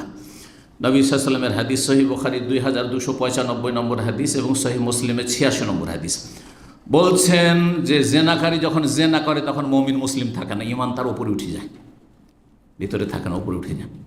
আর তারপরে পাপ থেকে যখন ফিরে আসে, আর ঈমান ভঙ্গকারী, হ্যাঁ, এত বড় অপরাধী যদি না হয়, এই পর্যায়ে পৌঁছেনি, সেটাকে হালাল মনে করেনি, তাহলে ঈমান দুর্বল, খোঁড়া ঈমান হয়ে অন্তরে ফিরে আসে। কিন্তু সেই সময় পাপের জেনা ব্যভিচারের সময় ঈমান অন্তরে থাকে না। আর মদখোর ওয়ালা ইয়াশরাবুল খামরা হিনা ইয়াশরাব, যখন মদখোর মদ পান করে তখন ওয়াহুয়া মুমিন, মুমিন থাকে না। ওয়ালা ইয়াসরিকু হিনা ইয়াসরিকু ওয়াহুয়া মুমিন, যখন চোর চুরি করে তখন মুমিন থাকে না। নবী সাল্লাল্লাহু আলাইহি ওয়াসাল্লাম আরেকটি হাদিসে ইমরান বিন হুসাইন বর্ণনা করেছেন, মানিন তাহাবা নহবাতান ফালাইসা মিন্না, যারা লুটতারাজ করে, ছিনতাই করে, ডাকাতি করে, লুটপাট করে, রাস্তাঘাটে হোক, কারো বাড়িতে হোক, তারা আমার দলভুক্ত না, আমার উম্মতের লোক না। উম্মতকে বের করে দিয়েছেন নবী সাল্লাল্লাহু আলাইহি ওয়াসাল্লাম, আমার দলের লোক না এগুলো। জি, আল্লাহ বুঝার তৌফিক দান করুন। হাদিস মুসনাদ আহমদ রয়েছে, তিরমিজিতে রয়েছে, নাসাইতে রয়েছে। আল্লামা আলবানী হাদিসটিকে সহিহ বলেছেন। 6 নম্বর যে বিষয়টি বলবো সেটা হচ্ছে সীমা লঙ্ঘন করবেন না। কালকে যারা শক্তিশালী ছিল, আজকে তারা একেবারে অসহায় হয়ে গেছে আপনার সামনে, সেই জন্য আপনি সীমা লঙ্ঘন করবেন, আল্লাহ এটা চান না। আপনার জন্য রাসূলুল্লাহ সাল্লাল্লাহু আলাইহি ওয়াসাল্লাম আদর্শ, আপনি মুসলিম। হ্যাঁ, নবী সাল্লাল্লাহু আলাইহি সাল্লামের উপর 13 বছর কি জুলম অত্যাচার করেছে মক্কার কাফেররা, চিন্তা করুন তো। তারপরও পিছু ছাড়েনি তারা। নবী হিজরত করে চলে আসলেন 400-450 কিলোমিটার দূরে, তারপরেও কিভাবে বিভিন্ন যুদ্ধের মাধ্যমে, আর শেষখানে খন্দকের যুদ্ধে, এবার গোটা মদিনা সমস্ত কাফের বাহিনীকে নিয়েছে, আহজাব আরব দেশে যত কাফের গোত্র বংশ ছিল সবাইকে ডেকে এক বাক্যে বিশাল সেনাদল তৈরি করে নিয়ে এসছে যে এবার মদিনার কিছুই রাখবো না, মোহাম্মদের কিছু রাখবো না সাল্লাল্লাহু আলাইহি ওয়াসাল্লাম। কিন্তু রাখে আল্লাহ, মারে কে? নবী সাল্লাল্লাহু আলাইহি ওয়াসাল্লাম মক্কা বিজয় করছেন ৮ম হিজরিতে। এক টাকারও কোনো কিছু নষ্ট করেছেন? লুটপাট করেছেন? হ্যাঁ, ভাঙচুর করেছেন, আগুন লাগিয়েছেন, হ্যাঁ, হত্যা করেছেন। একমাত্র ২-৪-৫ জন অপরাধী, যাদের অপরাধ ছিল সীমাহীন অপরাধ, তাদেরকে শুধু ৪-৫ জনকে মাত্র মৃত্যুদণ্ড, সবকে মাফ। বরং হচ্ছে নিরাপদ, যদি কাবা ঘরে কেউ ঢুকে যায় নিরাপদ, এমনকি উম্মাহানির বাড়িতে ঢুকে যায় নিরাপদ। আরে কাফের ছিল, এই নাম কস্তে এখন প্রথম কলমা পড়ছে আবু সুফিয়ান, তারপরে ইমান মজবুত হচ্ছে। এখন ইমান নিয়ে এসছে কি নিয়ে আসেনি, আর নিয়ে আসলেও তার ইমান এখন অন্তরে ঢুকেনি ভালো করে। মান দাখালা দার আবু সুফিয়ান, আবু সুফিয়ানের বাড়িতেও কেউ যদি আশ্রয় নেয় তবুও নিরাপদ। হ্যাঁ, যারা পালাচ্ছে কাউকে মারবে না। সুবহানাল্লাহ। এই ধাবু ফান তুমুত্তলাকা, যাও, তোমাদেরকে একবারে ফিরি ছেড়ে দিলাম, নির্দোষী তোমরা, যাও, তোমাদের কোনো দোষ ত্রুটির তোমাদেরকে শাস্তি দিলাম না। আল্লাহু আকবার। লাকাদ কানা লাকুম ফি রাসূলিল্লাহি উসওয়াতুন হাসানাহ, রাসূলুল্লাহ সাল্লাল্লাহু আলাইহি ওয়াসাল্লামের মধ্যেই রয়েছে উত্তম আদর্শ। সূরা বাকারা আয়াত নম্বর ১৯০ আল্লাহ ইরশাদ করেছে, ওয়ালা তাতাদু, তোমরা সীমা লঙ্ঘন করিও না। ইন্নাল্লাহা লা ইউহিব্বুল মুতাদিন, সীমা লঙ্ঘনকারীদেরকে আল্লাহ ভালোবাসেন না। তাহলে আপনি কি চান যে আল্লাহর ঘৃণা নেবেন আর আপনার আর এক জালেমকে, হ্যাঁ, আপনি যে জালেম, ছোট জালেম, আপনার বড় জালেমকে আল্লাহ চাপিয়ে দেয়, এটাই চান? এটাই এর প্রতীক্ষা করুন। যদি তাই করেন তাহলে এরই অপেক্ষা করুন। এই জন্য সূরা আনআমের আয়াত ১২৯ আল্লাহ বলছেন, ওয়াকাযালিকা নুওয়াল্লি বাযায যালিমিনা বাযাম বিমা কানু ইয়াকসিবুন, এইভাবেই আমি এক জালেমকে, এক শ্রেণীর জালেমকে আর এক শ্রেণীর জালেমদের ওপর চাপিয়ে দিই। নুওয়াল্লি বাযায যালিমিনা বাযাম, যারা নির্যাতিত তারাও জালেম, আর যারা নির্যাতনকারী তারাও জালেম। জালেমরাও জালেম, মজলুমরাও জালেম। কিন্তু এক জালেমকে আল্লাহ কি করেন? পিষে দেন আর এক জালেমকে দিয়ে। কেন? বেমা কানু ইয়াকসিবুন, তাদের পাপাচারের কারণে, তাদের কৃতকর্মের কারণে, তাদের অন্যায়ের কারণে, অপরাধের কারণে। যখন অপরাধ বেড়ে যাবে, সীমা লঙ্ঘন বেড়ে যাবে, তখন আপনি কোন জালেম, আপনার চাইতে বড় জালেমকে আপনার ওপর চাপিয়ে দেবেন আর একেবারে নির্মূল করে ছাড়বে, নিশ্চিহ্ন করে ছাড়বে। আল্লাহ বুঝার তৌফিক দান করুন। ৭ নম্বর যে বিষয়টি বলবো সেটা হচ্ছে ইনসাফ কায়েম করবেন, সুবিচার প্রতিষ্ঠা করবেন। যেই স্তরে থাকেন না কেন, নিজের ওপর আগে ইনসাফ করুন যে আপনি ঠিক করছেন না বেঠিক করছেন, হ্যাঁ, ন্যায় করছেন না অন্যায় করছেন, ভালো করছেন না মন্দ করছেন। আপনার পরিবার, আপনার ছেলেমেয়েরা কী করছে, আপনার অনুসারী ভক্তরা কী করছে, আপনার গ্রামবাসী কী করছে যারা আপনার কথা শোনে, হ্যাঁ, আপনি 10 জনের নেতা হয়ে আছেন। এইভাবে আপনি যতটা ক্ষমতা রাখেন ততটা আপনি ন্যায় প্রতিষ্ঠা করবেন। সূরা মায়দা আয়াত নম্বর ৮ আল্লাহ ইরশাদ করেছেন, ওয়ালা ইয়াজরিমান্নাকুম শানাআনু কওমিন, কোনো জাতির সাথে তোমাদের যদি শত্রুতা থাকে তো সেটা যেন তোমাদেরকে প্ররোচিত না করে। কিসের জন্য? আলা আল্লাহ তাদেলু, যে তোমরা সুবিচার করলে না, অবিচার করে দিলে, অন্যায় করে দিলে। ওরা দুশমন, ওরা আমাদের বিরোধী, ওরা আমাদের অপোজিশন, ওরা আমাদের এই ক্ষতি করেছে, ওরা এই করেছে। সুতরাং যদি ক্ষতি করে থাকে, যদি অন্যায় করে থাকে, যদি জুলুম করে থাকে, আইনের মাধ্যমে পানিশমেন্টের ব্যবস্থা করতে হবে। আইনের মাধ্যমে যারা অপরাধী, এখন ধরেন ওই দলেরই লোক, কিন্তু সে কোনোদিন অপরাধ করেনি, কিন্তু আপনি বলছেন যেহেতু ওই পার্টির, সুতরাং লাগাও, আগুন লাগাও, মারো, পিটন, না, এটা ইসলাম অনুমতি দেয় না। ওয়ালা তাজিরু ওয়াজিরাতুন উযরা উখরা, কেউ কারো বোঝা উঠাবে না, দুনিয়াতেও কেউ কারো বোঝা উঠাবে না। আমার বোঝা আমার ছেলে উঠাবে না, মেয়ে উঠাবে না, আমার পরিবার উঠাবে না, আর আমার ছেলের বোঝা আমি উঠাবো না। ছেলে অপরাধ করবে, তার শাস্তি সে পাবে, আমি কেন পাবো? জি, ইসলাম, জি। আল্লাহর বুঝার তৌফিক দান করুন। যদি কোনো জাতির সাথে দুশ্মনীয় থাকে তবুও তোমরা অবিচার করবে না।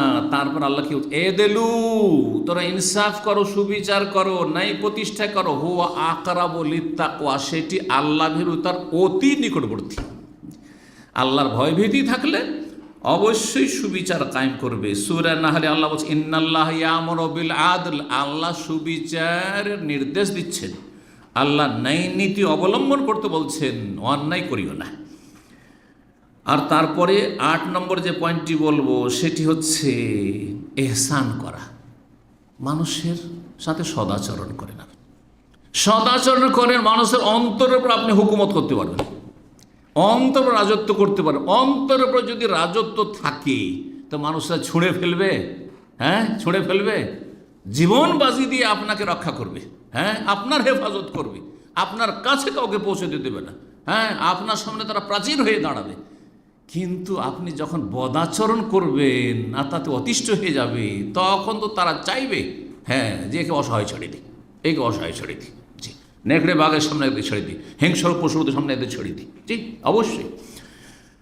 তো এই জন্য সবসময় মানুষের সাথে কি করবেন, সদ্ব্যবহার করবেন, সদাচরণ করবেন। আল্লাহ থেকে শুরু, এহসানের উপর আমার একটা আলোচনা আছে। প্রথম আল্লাহর সাথে সদাচরণ করতে হবে, রসুলের সাথে সদাচরণ করতে হবে, বাপ মায়ের সাথে অবিল ওয়ালিদাইন এহসানা করতে হবে 3 নম্বর। তারপরে আত্মীয় স্বজন যারা যত কাছের তাদের সাথে সদাচরণ, তারপরে যে কোনো মুসলিম ভাই বোন দেশবাসী, তারপরে সারা বিশ্বের যে কোনো মুসলিম, তারপরে যে কোনো মানুষের ওপরে মানুষের সাথে সদাচরণ করতে হবে।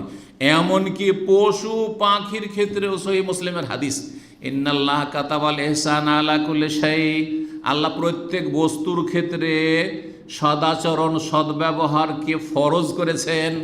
সুতরাং যখন মুরগি জবাই করবে, গরু জবাই করবে, ছাগল জবাই করবে, খাবে, হালাল করবে, সেই জন্য জবাই করছো, আল্লাহ নির্দেশ দিয়েছেন, হ্যাঁ তাহলে ভালোভাবে তাকে কি করো, জবাই করো। হ্যাঁ হত্যা করতে হয় ভালোভাবে হত্যা করো, জবাই করতে হয় ভালো করে জবাই করো, জি। এই জন্য ধারালো অস্ত্র করতে বলছেন নবী সাল্লাল্লাহু আলাইহি ওয়াসাল্লাম, ধারালো অস্ত্র দিয়ে জবাই করতে বলেছেন। ওয়া আহসিনু, আল্লাহ বলছেন তোমরা ইহসান করো, মানুষের সাথে সদ্ব্যবহার করো, ইন্নাল্লাহা ইউহিব্বুল মুহসিনিন। আরও আল্লাহ বলছেন সূরা আনকাবুতে 69 নম্বর আয়াতে, ওয়া ইন্নাল্লাহা লামাআল মুহসিনিন, আল্লাহ কার সাথে রয়েছেন, যারা মানুষের সাথে সদাচরণ করে, আল্লাহর সৃষ্টির সাথে সদাচরণ করে, আল্লাহর সাথে সদাচরণ করে, তাদের সাথে আল্লাহ রয়েছেন। আল্লাহ যদি আপনার সাথে আমার সাথে থাকেন তো আপনার আমার কি চিন্তা আছে? কখন আল্লাহ থাকবেন? যখন মোহসেন হইতে পারবেন, সাবের হইতে পারবেন, শাকির হইতে পারবেন, এই গুণগুলি, এই বৈশিষ্ট্যগুলি যখন আপনার মধ্যে আসবে। সূরা হজর আহমদ 37 আল্লাহ বলছেন ওয়াবাশশিরিল মুহসিনিন, হে নবী তুমি সুসংবাদ দিয়ে দাও আল্লাহর পক্ষ থেকে দুনিয়া আখিরাতে সফলতার। কাকে? মুহসিনিন, যারা যারা সদাচরণ করে, মানুষ সদ্ব্যবহার করে। দুশমন একসময় জুলুম করেছে, সবর করে নেন, আর তার সাথে সদাচরণ করে, তার ছেলে মেয়েদের সাথে সদাচরণ করে, তার আত্মীয় স্বজনদের সদাচরণ করে, হ্যাঁ তার যারা পৃষ্ঠপোষক ছিল, তার পার্টির লোক ছিল, দলের লোক, তাদের সাথে সদাচরণ করে। এটা কি করবে? তাহলে তাদের অন্তরগুলি জয় করে নিতে পারবেন, অন্তর রাজত্ব করতে পারবেন। 9 নম্বর যে বিষয়টি বলবো সেটা হচ্ছে আশ-শুকর ওয়াস সবর, একসাথে দুটো। আল্লাহর শুকরিয়া আদায় করুন এবং সবর করুন। কখন শুকুর আর কখন সবর, দুটোই কিন্তু মানুষের জীবনের সাথে ওতপ্রোতভাবে জড়িত। শুকুর কখন? সুখে আছেন কি করবেন? অহংকারী হবেন না। ক্ষমতা এসেছি, অহংকার ফেটে পড়েছে অহংকারে, হ্যাঁ সুস্থ আছি, 2টা পয়সা হয়েছে, বাড়িতে খাবার হয়েছে, আর সুখের সামগ্রী মিলেছে, অহংকারে ফেটে পড়ছে না। না না, শুকরিয়া আদায় করে। আল্লাহ দুনিয়ার সুখের সামগ্রী দিয়েছেন অথবা দিন দিয়েছেন, যা কিছু নিয়ামত, সবচেয়ে বড় শুকরিয়া তো ইমানের ওপর, ইসলামের ওপর, যে জান্নাতের পথে আছে, সহিহ আকীদা মানহাজের ওপর, ইবাদত বন্দেগীর ওপর, যে আল্লাহ আমাকে এই জন্য নামাজ পড়ার পরে দোয়া করছেন আল্লাহ আইনি আলা যিকরিকা ওয়া শুকরিকা ওয়া হুসনি ইবাদাত, শুকর, জি শুকরিয়া আদায় করবেন নিয়ামত পেলে, সুখের সামগ্রী পেলে। আর সবর করবেন কখন? সব সময় নিয়ামত পাবেন না, কখনো নিয়ামত ছিনিয়ে নেওয়া হবে। স্ত্রী নিয়ামত কখনো ছিনিয়ে নেওয়া, স্বামী নিয়ামত কখনো ছিনিয়ে নেওয়া হবে, ছেলে মেয়ের নিয়ামত ছিনিয়ে নেওয়া হবে, চাকরি নিয়ামত ছিনিয়ে নেওয়া হবে, হ্যাঁ সুস্থতার নিয়ামত ছিনিয়ে নেওয়া হবে, কত কি নিয়ামত, সবই নিয়ামত আল্লাহ, হ্যাঁ সব একসময় ছিনিয়ে নেওয়া হবে। হায়াতটি নিয়ামত একসময় ছিনিয়ে নেওয়া হবে। আপনি মৃত, আমি মৃত হয়ে যাব। সুতরাং কী করতে হবে? সবর করতে হবে। আপনজনরা যখন মাইনাস হবে অথবা হতাহত হবে, বালা মুসিবতের সম্মুখীন হবে, নিজে বালা মুসিবতের সম্মুখীন হবে, কী করতে হবে? সবর করতে হবে। সহিহ মুসলিমের হাদিস নম্বর 5318, সোহেব রাদিয়াল্লাহু তাআলা বর্ণনা করেছেন, রাসূলুল্লাহ সাল্লাল্লাহু আলাইহি ওয়াসাল্লাম বলেন আজাবান লি আমরিল মুমিন, মুমিনের বিষয়টি বড় আশ্চর্য, মুমিনের জীবনটা বড় আশ্চর্যজনক, বিস্ময়কর। আজাবান লি আমর ইন্না আমরাহু কুল্লাহু খায়র, মুমিনের জীবনটা পুরোটাই মঙ্গল আর মঙ্গল, ভালো আর ভালো, কল্যাণ আর কল্যাণ। ওয়ালাইসা যালিকা লিআহাদিন ইল্লা লিল মুমিন, এটা মুমিন ছাড়া কোনো কাফের পায় না, কোনো পাপিষ্ট পায় না, কোনো জালেম পায় না। ইমানদার মানুষ সব অবস্থায় সুখে, সুস্থ থাকলেও সুখে, অসুস্থ থাকলেও সুখে, পয়সা থাকলেও সুখে, না থাকলেও সুখে, খেয়েও সুখে, না খেয়েও সুখে। জি, সবসময় সে কল্যাণের ওপর আছে। এটা একমাত্র মুমিন মুসলিমকে হাসিল হয় কিভাবে? ইন আসাবাতহু সাররা শাকার, যদি সুখের সামগ্রী পেয়ে যায়, আনন্দ ফুর্তি থাকে, তাহলে আল্লাহ শুকরিয়া আদায় করে। হ্যাঁ, অহংকারী হয়ে যায় না, দাপট বেড়ে যায় না, বাহাদুরি বেড়ে যায় না, বরং আল্লাহ শুকরিয়া আদায় করে। ফাকানা খায়রাল, সেটা তার জন্য মঙ্গলজনক হয়, কারণ আল্লাহ শুকর গুজার বান্দাকে ভালোবাসেন এবং জান্নাত দেবেন। ওয়াইন আসাবাতহু দররা, আর নিয়ামত বৃদ্ধিও করে দেবেন। লাইন শাকারতুম লাযিদান্নাকুম, নিয়ামতকে স্থায়ী করবেন, টিকসই হবে, আর আল্লাহ আরও দেবেন। ওয়াইন আসাবাতহু দররা, যদি বালা মুসিবত অনিষ্ট আসে, রোগ বালা মুসিবত বিপদ আপদ, হ্যাঁ পতন ইত্যাদি, পতন হইতে পারে, উত্থানের পরে পতন হইতেই পারে, যদি তা হয় সবারা, কি করতে হবে? হা হুতাশ করে ভেঙে পড়তে হবে। স্ত্রী মারা গেছে ভেঙে পড়তে হবে, বাপ মা মারা গেছে ভেঙে পড়তে হবে, ছেলে মেয়ে মারা গেছে, সব কিছু হারিয়ে ফেলেছে, বাড়িঘর সব জ্বালিয়ে দেওয়া আছে, ভেঙে পড়তে হবে। হায়, আর আমি বেঁচে থেকে কী করবো? না না না, আমাকে বাঁচতে হবে, আমাকে আল্লাহর ইবাদতবন্দি করতে হবে। হ্যাঁ, আল্লাহ আমাকে পরীক্ষা করছেন। জি, বলছেন যে ওয়াইন আসাবাতহু দররা, যদি বালামুসি বিপদ আপদ আসে, সবারা, তাহলে সবর করে, ধৈর্য ধারণ করে, ফাকানা খায়রাল্লাহ, সেটাই তার জন্য কল্যাণকর হয়ে যায়। কারণ ইন্নাল্লাহা মা'আস সাবিরিন ওয়া বাশশিরিস সাবিরিন, সুসংবাদ রয়েছে কার জন্য? ধৈর্যশীলদের জন্য। 10 নম্বর সর্বশেষ পয়েন্টে পৌঁছে গেছি, সংক্ষেপ করি আলহামদুলিল্লাহ। সেটি হচ্ছে দোয়া করা। নিজের কল্যাণের জন্য দোয়া করবেন, আর জালেমদের অনিষ্ট থেকে রক্ষার জন্য দোয়া করবেন। বরং জালেমদের জুলম, যদি অত্যাচার সীমাহীন হয়ে যায়, তাহলে তাদের জন্য বদদোয়া করার হক রয়েছে, বদদোয়া করবেন। এই মর্মে কিছু দোয়া, এবং তার সাথে আরও বলবো যে একা কোনো মানুষ স্বয়ং সম্পূর্ণ নয়। রব্বুল আলামিন ছাড়া কোনো সৃষ্টি একা চলতে পারে না। পারে? মানুষ, সুবহানাল্লাহ, একটু চিন্তা করে দেখুন, একা চলতে পারবেন?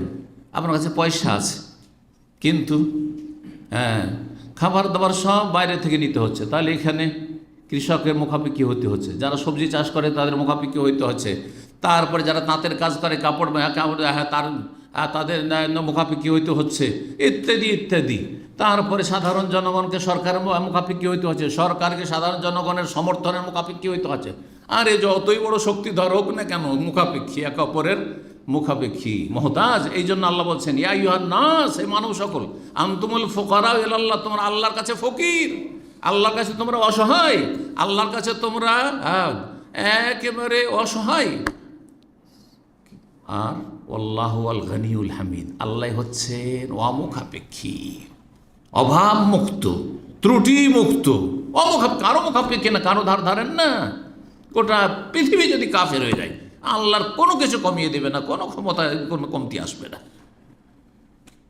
আল হামিদ, আল্লাহ প্রশংসিত। আরে তোমরা প্রশংসা না করবে, মুমিন জিনেরা প্রশংসা করবে। তোমরা প্রশংসা না, জিনও কাফের হয়ে যাবে, সারা বিশ্বে জিন কাফের হয়ে যাবে, ফেরেশতারা প্রশংসা করবে, গাছপালা প্রশংসা করছে, পশু পাখি প্রশংসা করছে, আল্লাহর জমিন আসমান প্রশংসা করছে, সব কিছু আল্লাহর ইবাদত বন্দি করছে। ওয়ালিল্লাহি ইয়াসজুদু মা ফিস সামাওয়াত, আসমান জমিন যা কিছু আছে, মাহফিস সামাওয়াত রয়েছে, মানফিস সামাওয়াত, দুই রকমই আয়াত রয়েছে। সব কিছু আল্লাহকে সেজদা করছে, সব কিছু আল্লাহর তসবিহ করছে। ইউসাব্বিহু লিল্লাহি মাহফিস সামাওয়াত, আসমান জমিনে যা কিছু আছে আল্লাহর তসবিহ গুণগান করছে। আরে আমি আপনি না করলে আমি হতভাগা, আপনি হতভাগা। বলছিলাম যে দোয়া করবেন, দেশের জন্য দোয়া করবেন, দেশের কল্যাণের জন্য দোয়া করবেন, দেশের নেক শাসকের জন্য দোয়া করবেন। এই দোয়াগুলি খুব গুরুত্বপূর্ণ এই মুহূর্তে, যে নেক শাসকের জন্য দোয়া করবেন, যে আল্লাহ যদি অবিচারকারী গিয়ে থাকে, তো এমন না হয় যে আমাদের পাপের কারণে, আমাদের অন্যায়ের কারণে এর চাইতে বড় জালেমকে তুমি চাপিয়ে দিও, এমনটা যেন না হয়। আল্লাহ ভালো মানুষকে আমাদের কাছে নিয়ে নেতৃত্ব দাও, এবং অসৎ লোকদের অনিষ্ট থেকে রক্ষা, অসৎ লোকদেরকে দূর করে দাও। এই দোয়াগুলি অবশ্যই করতে হবে। জালেম যদি জুলুম করে, সহিহ বুখারীতে হাদিস রয়েছে, খুবাইব রাদিয়াল্লাহু তাআলা আনহুকে মক্কার কাফের একবার বন্দি করে, ধরে ফেলে, কোথাও সফরে যাচ্ছিলেন, ধরে ফেলে, আর তারপরে নিয়ে গিয়ে তাকে ফাঁসিতে চড়াবে, শুলে চড়াবে। আর চড়িয়ে দিল তারা, বন্দি রাখলো কিছুদিন, আর তারপরে খেতে দিত না। তার কেরামত হাদিস রয়েছে, সেই হাদিস রয়েছে যে একটা বন্ধ ঘরে তাকে রেখেছে, সে বন্দিশালাতে কোনো কিছু খাবার দাবার পৌঁছে না, সেখানে তাজা তাজা আনসিজন ফল আঙ্গুর তিনি খাচ্ছেন। ওই কাফের মেয়ে ইসলাম গ্রহণ করার পরে সাক্ষী দিচ্ছে। আমরা আশ্চর্য হইতাম, এই লোক কোথা থেকে আঙ্গুর পাচ্ছে, অথচ ওই বন্দিশালাতে কোনো মানুষ সেখানে ঢুকতে পারে না, বন্দি করে রাখা হয়েছে। তারপরে তাকে শুলে চড়াইল। তো তিনি অনুমতি চাইলেন তাদের কাছ থেকে যে আমি 2 রাকাত সালাত আদায় করবো, 2 রাকাত সালাত আদায় করব। এই জন্য মৃত্যুদণ্ডে যারা শাস্তিপ্রাপ্ত তাদেরকে ইসলামী বিধানে সুযোগ দেওয়া হয় যে তোমার কোনো চাওয়া পাওয়া আছে আর তার মধ্যে হচ্ছে তুমি কিছু করতে চাও।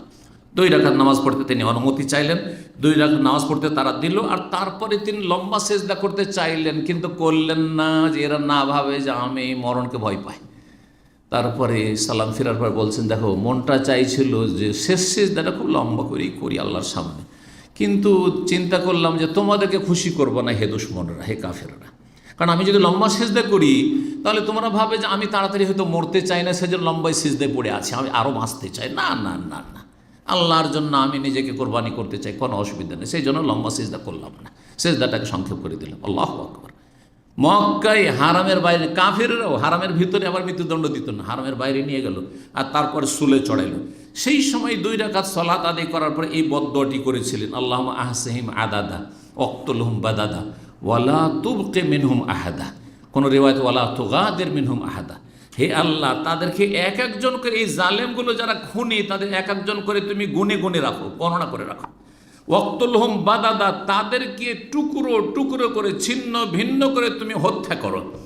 ওয়ালা তুবকি মিনহুম আহাদা, এবং এরা যারা আমাকে খুন করছে এবং আমার খুনের সাথে জড়িত তাদের কাউকে তুমি ছাড়িও না, অবশিষ্ট করি রাখিও না। সুবহানাল্লাহ। যারাই নেতৃত্ব দিয়েছিল তার খুনে সবগুলি কাফের, নবী সাল্লাল্লাহু আলাইহি ওয়াসাল্লাম সাহাবায়ে কেরামদের হাতে জিহাদের ময়দানে এসে জাহান্নামে পৌঁছেছে, সব জি হত্যা হয়েছে। সহিহ বুখারী 3690 নম্বর হাদিস। এইভাবে নবী সাল্লাল্লাহু আলাইহি ওয়াসাল্লাম কুনুতে নাজেলা করেছেন, মুমিনদের জন্য কল্যাণের দোয়া করেছেন, মুক্তির দোয়া করেছেন, আর জালেমদের জন্য ধ্বংসের দোয়া করেছেন, মক্কার জালেমদের জন্য। সহিহ বুখারী 2715 নম্বর হাদিস রয়েছে। আল্লাহুম্মা আনজে সালমা ইবনে হিশাম, আল্লাহুম্মা আনজিল ওয়ালিদ ইবনে ওয়ালিদ, আল্লাহুম্মা আনজে আইয়াশ ইবনে রাবিয়া। সেই যুগের কাফের ছিল, জালেমরা ছিল। এখনকার যুগের জালেমদের নাম ধরেও আপনি দোয়া করতে পারেন। আল্লাহুম্মা আনজিল মুস্তাযাফিনা মিনাল মুমিন, যারা অসহায় তাদেরকে তুমি মুক্তি দান করো। আল্লাহুম্মা আশদুদ ওয়াতআতাকা আলা মুদার কাফের, দুর্দান্ত জালেম যারা ইসলামের শত্রু, তাদের ওপর তোমার পাকড়াওকে তুমি কঠিন করো, শক্ত করো। আল্লাহুম্মা জাল আলাইহিম সিনিনাকা সিনি ইউসুফ, তাদের ওপর ওই রকমই দুর্ভিক্ষ দাও, অনাবৃষ্টি দাও, যেমন ইউসুফ আলাইহিস সালামের জামানায় দীর্ঘ 7 বছরে তুমি দুর্ভিক্ষ আর অনাবৃষ্টি চাপিয়েছিল, ওই রকমই করো। আর তাই হয়েছিল, দীর্ঘদিন ধরে, কয়েক বছর ধরে বৃষ্টি হয়নি। তারপরে তারা এসে একেবারে পড়ে গেল নবী সাল্লাল্লাহু আলাইহি ওয়াসাল্লামের কাছে যে আমরা আত্মীয়তার দোহাই দিয়ে বলছি আপনি আল্লাহর কাছে দোয়া করেন। ঈমান নিয়ে আসছে না, কিন্তু কাফেরদের বিশ্বাস মুহাম্মদ সাল্লাল্লাহু আলাইহি ওয়াসাল্লামের সাহাবায়ে কেরামদের বদদুয়া লেগে গেছে, মজলুমদের বদদুয়া লেগে গেছে। মজলুমের যে দোয়া কখন লেগে যায়, সুতরাং মজলুম যারা নির্যাতিত তারা অবশ্যই দোয়া করার, বদদুয়া করার হক রাখেন। এইভাবে দোয়া রয়েছে আপনার কুনুতে নাজেলার। ইমাম বুখারী রাহিমাহুল্লাহর আদাবুল মুফরাদে রয়েছে 699 নম্বর হাদিস, মুসনাদ আহমদে রয়েছে 14945 নম্বর হাদিস। তাতে রয়েছে আল্লাহুম্মা হাব্বিব ইলাইনাল ঈমান ওয়া যায়্যিনহু ফি কুলুবিনা ওয়া কাররিহ ইলাইনাল কুফরা ওয়াল ফুসুক ওয়াল ইসয়ান ওয়া জাআলনা মিনার রাশিদিন। আল্লাহুম্মা তাওয়াফানা মুসলিমিন ওয়া আহইয়ানা মুসলিমিন ওয়া আলহিকনা বিস সালিহিন গায়রা খাজায়া ওয়ালা মাফতুনিন। আল্লাহুম্মা কাতিলিল কাফারাতাল্লাযিনা اللهم قاتل الكفرة الذين يكذبون رسولك ويصدون عن سبيلك واجعل عليهم رزقك وعذابك اللهم قاتل الكفرة الذين اوتوا الكتاب اله الحق।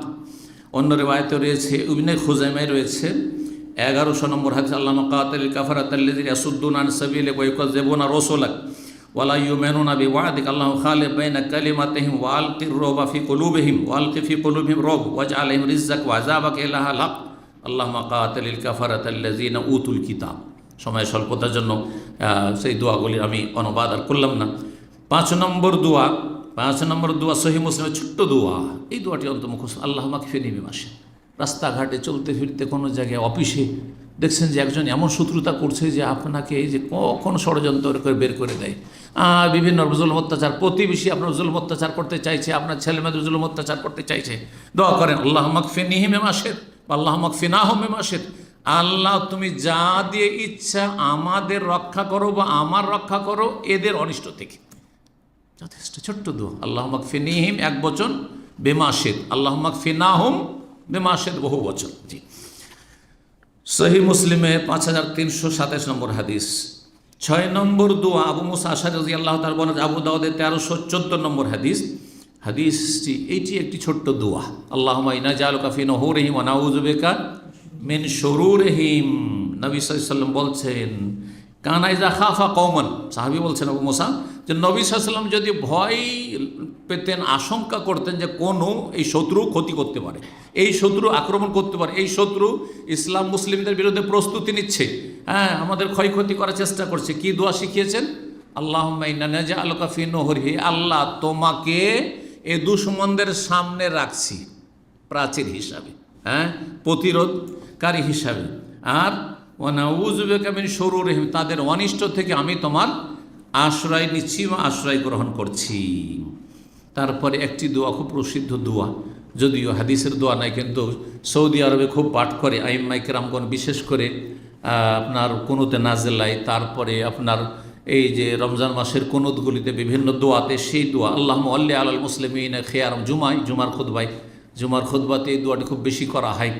আল্লাহুম্মা ওয়াল্লি আলাল মুসলিমিনা খিয়ারাহুম ওয়াকফিহিম শাররা শিরারিহিম, হে আল্লাহ মুসলিমদেরকে নেক শাসক দান করো, ভালো মানুষকে আল্লাহ নেতৃত্বে নিয়ে আসো, ওয়াকফি শাররা শিরারিহিম, আর খারাপদের অনিষ্ট থেকে মুসলিমদেরকে রক্ষা করো। এই ছোট্ট দোয়া করো, আল্লাহুম্মা ওয়াল্লি আলাল মুসলিমিনা খিয়ারাহুম ওয়াকফিহিম শাররা শিরারিহিম, আল্লাহুম্মা সাল্লিতিজ জালিমিন আলা জালিমিন, জালেমদের উপর চাপিয়ে দাও আল্লাহ, ওয়াখরিজিল মুসলিমিন বাইনা আইদিহিম সালিমিন গানিবিন, আর মুসলিমদেরকে সহি সালামত তাদের অনিষ্ট থেকে বের করে নিয়ে আসো, হেফাজত করো।